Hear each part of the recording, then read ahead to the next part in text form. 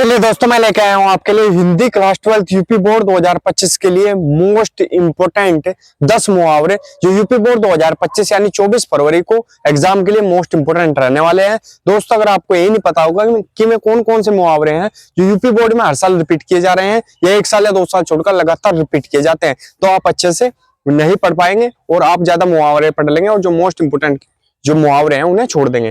तो इस चीज को ध्यान में रखते हुए मैं आपके लिए 10 मोस्ट इंपोर्टेंट मुहावरे लेके आया हूं जो यूपी बोर्ड 2025 यानी 24 फरवरी को मोस्ट इंपोर्टेंट रहने वाले हैं और 24 फरवरी को आने वाले हैं। तो चलिए दोस्तों, स्टार्ट करते हैं। बताऊंगा मैं आपको 10 मुहावरे कौन कौन से हैं और आप इन्हें कैसे प्रयोग कर सकते हैं, इनका अर्थ अगर आपको पता है तो प्रयोग कैसे करेंगे और आप बिना रटे एक बार पढ़ के आप इन्हें कैसे याद रख सकते हैं, मैं इसकी आपको ट्रिक भी बताऊंगा। तो चलिए दोस्तों, स्टार्ट करते हैं वीडियो को। क्या है हमारे पास 10 महत्वपूर्ण मुहावरे हैं, ठीक है, हिंदी क्लास 12 यूपी बोर्ड के। पहला आपका मुहावरा है अपना उल्लू सीधा करना। अपना उल्लू सीधा करना यानी क्या करना? अपना उल्लू सीधा करना यानी अपना काम निकालना। सिंपल सी बात है, अर्थ होगा, क्योंकि बुकों में नहीं लिखा हुआ होता। आप मॉडल पढ़ोगे ऐसे नहीं लिखा हुआ होता तो एग्जामिनर को एकदम ही पता लग जाएगा कि मॉडल का रट्टा मार रखा है और कुछ नहीं है। तो ये कुछ अलग लिखने के लिए हमें क्या करना पड़ेगा? अर्थ लिखना पड़ेगा, ठीक है। अपना उल्लू सीधा करना ये तो है ही, लिखा हुआ आएगा पेपर में। कौन से सन में आया है? 2017, 2018, 2019, 2020, 2022, 2023 और 2024 लगातार पूछा गया मुहावरा है।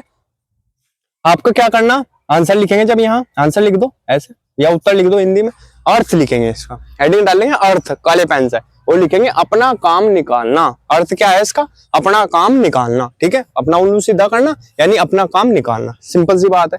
फिर प्रयोग करेंगे इसे। प्रयोग कैसे भी कर सकें, कुछ भी कर सकें। अब जहां आपको दिख रहा है अपना काम निकालना, कहाँ होगा अपना काम?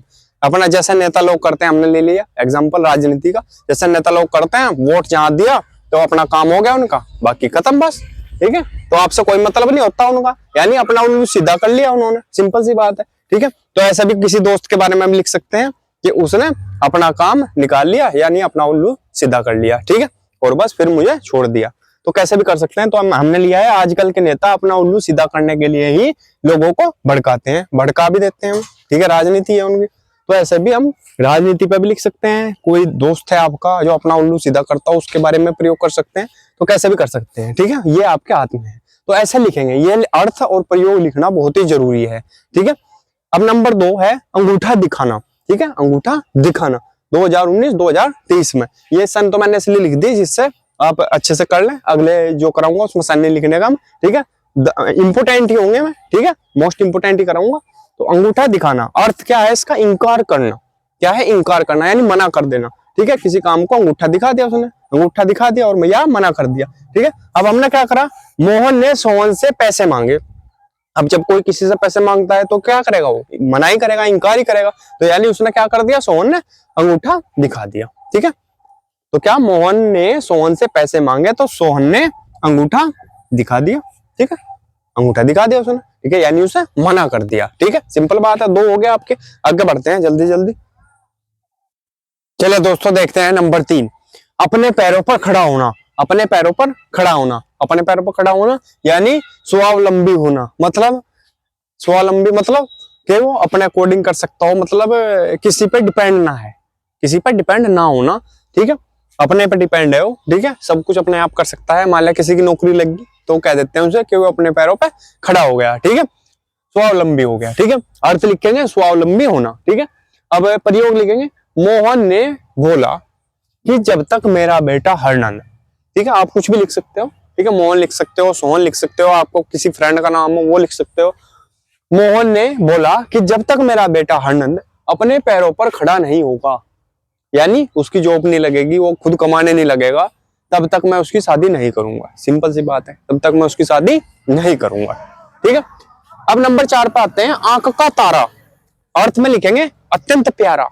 आंख का तारा अत्यंत प्यारा, जो सबसे ज्यादा प्रिय हो, अत्यधिक प्रिय होना, ठीक है। प्रयोग, राम का बेटा उसकी आंख का तारा है, ठीक है। किसी के भी पिता का आंख का तारा होता है, मान लो कोई भी पिता हो उसके लिए अपना बेटा आंख का तारा ही होता है। तो क्या है लिखेंगे? राम का बेटा उसकी आंख का तारा है। तो किसी का भी बेटे का नाम लिख सकते हैं, किसी का भी पिता का नाम लिख सकते हैं, कुछ भी लिख सकते हैं। वाक्य में प्रयोग अपने हिसाब से करेंगे, ठीक है। नंबर 5 है ईद का चांद होना। ईद का चांद क्या अर्थ होता है? कभी कभी दर्शन देना, ठीक है, कभी कभी दर्शन देना मतलब दिखता नहीं, जो कभी कभी दिखता है उसे बोलते हैं ईद का चांद, ठीक है, कभी कभी दिख रहा है। तो लिखेंगे अरुण ने वरुण से कहा कि तेरा बेटा नौकरी पर क्या गया, मतलब तेरा बेटा जो है वो नौकरी पर क्या चला गया, ठीक है, वह तो ईद का चांद ही हो गया, वह तो ईद का चांद ही हो गया, यानी उसके दर्शन कभी कभी होते हैं, ठीक है।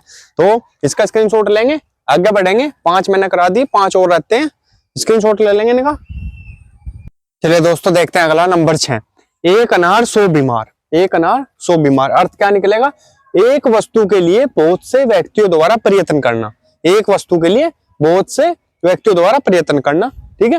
प्रयोग क्या लिखेंगे, स्कूल में खाली पोस्ट तो मात्र एक है, ठीक है, पोस्ट मतलब जॉब, और आवेदन 100 लोगों ने किया, यह तो यही बात हुई कि एक अनार 100 बीमार, ठीक है, सिंपल सी बात है। आजकल कोई सी भी नौकरी हो, एक पोस्ट पे भी कम से कम हजारों की संख्या में जो रिक्ति में आवेदन होते हैं, ठीक है, तो उसमें क्या होगा, बेरोजगारी है।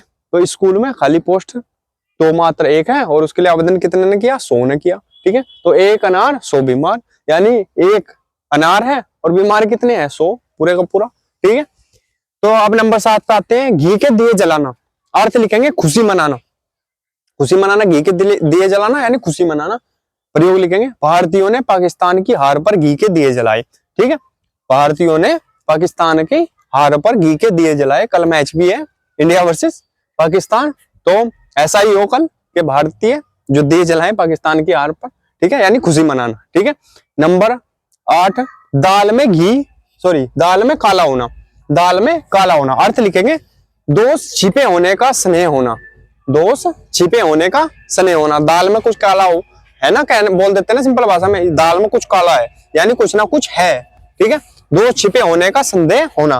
प्रयोग लिखेंगे, जयपाल ने पड़ोसी के घर पुलिस को आया देखकर अपनी पत्नी से कहा दाल में कुछ तो काला है, यानी कुछ तो गड़बड़ है, ठीक है, जब भी पुलिस आएगी, ठीक है। तो जयपाल की जगह आप कोई सा भी नाम ऐड कर सकते हैं, ठीक है। तो स्क्रीनशॉट इसका ले लेंगे, बढ़ते हैं आगे, 2 मोस्ट इंपोर्टेंट और रहते हैं, उन्हें भी करा दूं।